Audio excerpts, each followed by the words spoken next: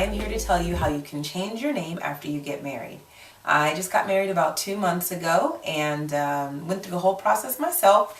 It's not too bad actually. It's not as bad as it seems when you look at it on paper. So I thought I would kind of just explain everything to you to kind of help out. First of all, I know that there are services that you can actually use to help you change your name. I looked into those services. I actually considered doing them myself. And then I realized that all it really does is tell you kind of where to go and fill out the paperwork for you. I didn't have a ton of different places to change my name. I had, I think, less than 10. So it just didn't seem like it was really worth it to me. When it was time for me and my husband to apply for our marriage license, I actually went online and I filled out the application online. This is a great way for you to save a little time when you go down to the county recorder's office. You're completely welcome to fill it out when you get there. It really doesn't change anything. It just, like I said, saves you a little bit of time. So I went online and I filled out all the information. Now there's some things that you need to know that you might not necessarily have on hand. So look over the application before you start filling it out. Like I needed my husband's social security number.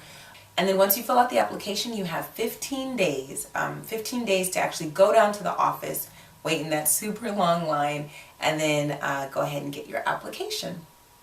So once you get there, please give yourself at least an hour's time. You get their birth certificates, it's where you get your death certificates.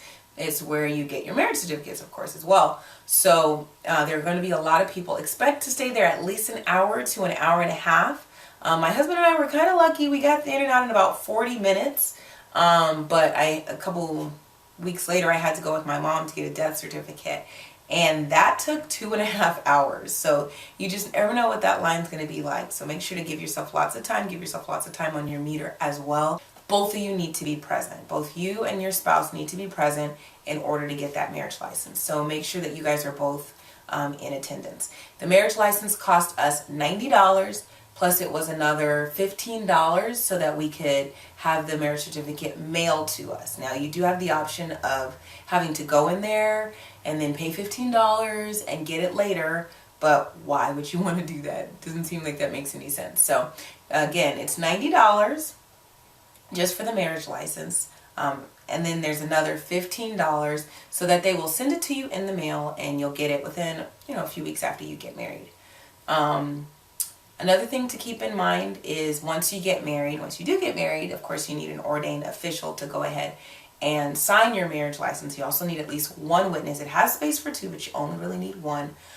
Once you do that, either your pastor or whatever person who married you, they can send it in the mail for you. They have 10 days to do that, or you can just bring it in yourself. My pastor just gave it to us, so we went ahead and brought it in for ourselves.